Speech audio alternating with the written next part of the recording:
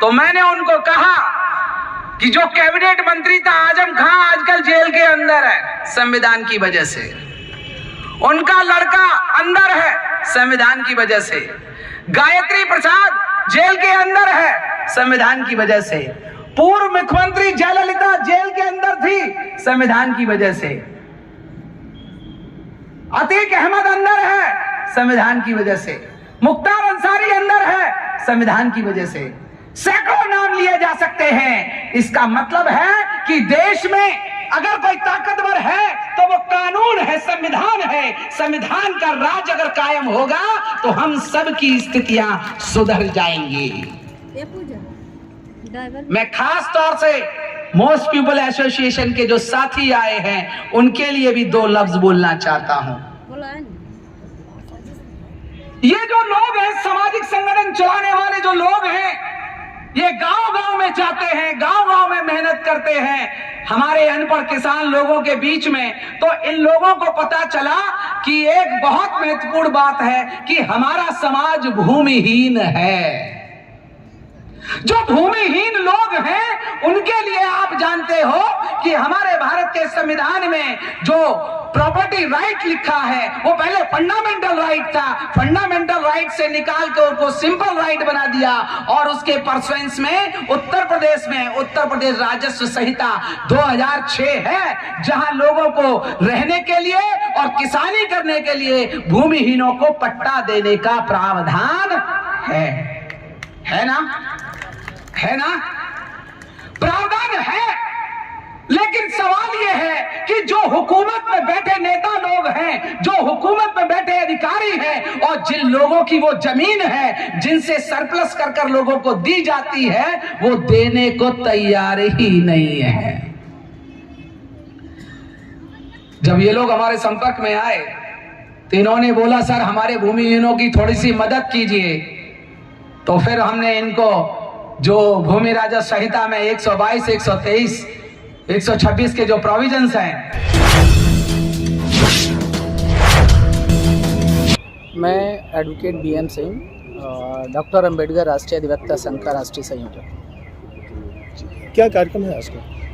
जैसा कि आप सभी जानते हैं कि 26 नवंबर 1949 को जो भारत का संविधान बना, उसी के उपलक्ष्य में जो आज संविधान दिवस है, उसी पर आज हम लोग भारत में अपने संगठन के द्वारा चतुर्थ राष्ट्रीय महासम्मेलन कर रहे हैं। मेहमानों की अगर हम बात करें तो कहाँ से मेहमान इस समय ऑल ओवर इंडिया से आए हुए हैं। इसमें जैसा कि आप देखेंगे हमारे MR सिंह साहब हैं, उत्तराखंड से आए हुए हैं, और हमारे जो मुख्य अतिथि हैं वो निजामुद्दीन अंसारी साहब, वो छत्तीसगढ़ से आए हुए हैं। हमारे पूर्व CBI जज माननीय प्रभाकर गौल साहब हैं, ये भी आप छत्तीसगढ़ से आए हुए हैं। हमारे बगल में माननीय अशोक कुमार साहब हैं, वो झारखंड से आए हुए हैं, और पूरे देश भर से हमारे साथी आए हुए हैं। हिमाचल से साथी हमारे आए हुए हैं और बिहार से हमारे साथी आए हुए हैं। सभी जगह से हमारे साथी आए हुए हैं। इस मंच के माध्यम से क्या होगा मैसेज? क्योंकि कार्यक्रम हमेशा होते हैं लेकिन इस बार कुछ ज़्यादा ही अलग तरीके से मनाया गया संविधान दिवस। विशेषता ये है कि संविधान दिवस पर चर्चाएँ बहुत सारी होती है, भाषण बहुत सारे होते हैं, लेकिन संविधान के विषय में चर्चा नहीं होती है। हम लोगों ने एक विशेष विषय रखा है। विषय ये है समाजवादी, धर्मनिरपेक्ष, लोकतंत्रात्मक, गणराज्य बनाम हिंदू राष्ट्र। भारत के संविधान ने भारत को समाजवादी, धर्मनिरपेक्ष, लोकतंत्रात्मक गणराज्य घोषित किया। और जो वर्तमान सत्ता में जो लोग बैठे हैं, और अभी थोड़ी देर पहले जब मैं NDTV पर न्यूज़ देख रहा था तो वो भी संविधान दिवस मना रहे थे, तो वो लोग हिंदू राष्ट्र बनाने की बात करते। तो संविधान के विरोध में काम करना और संविधान की शपथ लेकर, इससे बड़ा संविधान द्रोही और राष्ट्रद्रोही कोई कृत्य नहीं हो सकता। ये मेरा संविधान दिवस के अवसर पर सीधा भारत के प्रधानमंत्री पर आरोप है। सर, जो बात करते हैं हिंदू राष्ट्र बनाने का, उनको आप क्या अपने मन से अवगत कराएंगे? मैं अपने मन से नहीं, भारत के संविधान के द्वारा अवगत कराना चाहता हूँ, क्योंकि 72 साल बीतने के बाद जब हम लोगों ने महसूस किया कि भारत में नेता तो बहुत पैदा हो गए, लेकिन डॉक्टर बाबा साहब अम्बेडकर ने जो कहा था 30 वकील जब तक इस समाज में ना हो तब तक देश की दिशा ठीक नहीं हो सकती। इसीलिए हम वकीलों ने अब फैसला किया कि अब लड़ाई केवल कोर्ट के अंदर नहीं, मैदान में भी ये अधिवक्ता समाज की लड़ाई लड़े। तो सर, अब तो इस वर्तमान समय में लगभग 3 लाख से भी ज़्यादा हैं। कितना समय लगेगा अभी आपको ये समाज सुधारने में? विषय 3 लाख का नहीं है और 3 लाख पर कोई मीनिंग नहीं है। मीनिंग होता है जिंदा लोगों पर। यहाँ सैकड़ों की संख्या में हमारे अधिवक्ता साथी बैठे हैं और बाबा साहब ने 30 वकील कहा, तो 30 वकील बाबा साहब के जैसा सोचने वाले लोगों को ढूंढने का काम हम कर रहे हैं। 3 लाख में से जिस दिन भी 30 वकील बाबा साहब की सोच के लोग मिलेंगे, निश्चित रूप से परिवर्तन गारंटी है। सर, ये अधिवक्ता मंच जो है आने वाले 2022 के चुनाव में क्या किरदार रहेगा? चुनाव के बारे में हमारा कोई किरदार नहीं है। दूसरी बात, भारत के संविधान का एक सीधा सा कॉन्सेप्ट है, rule of law. Rule of law, any party में रूल द कंट्री और the state, but there should be the rule of law. Bharat में सरकारें बदल रही हैं लेकिन व्यवस्था नहीं बदल रही है, गरीब लोगों की आवाज नहीं सुनी जा रही है। तो हमारा बल केवल इस बात पर है कि भारत का संविधान जमीन पर फॉलो होना चाहिए, ना कि केवल किताबों पर।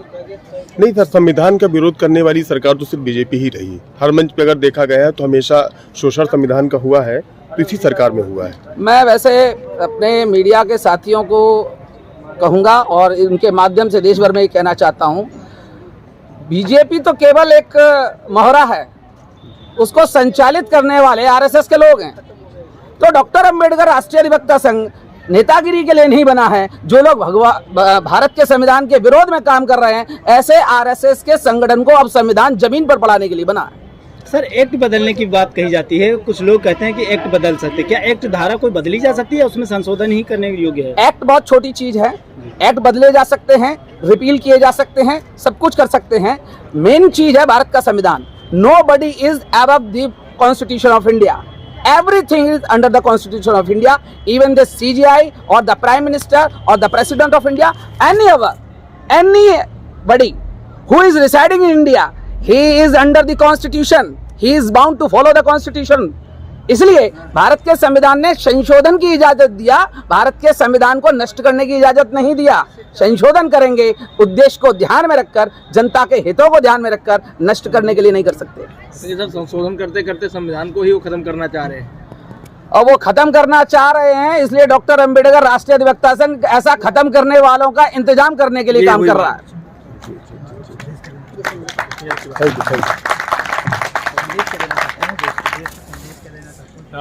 सर, आप इस प्रोग्राम के उस पे आप भारत की जनता को क्या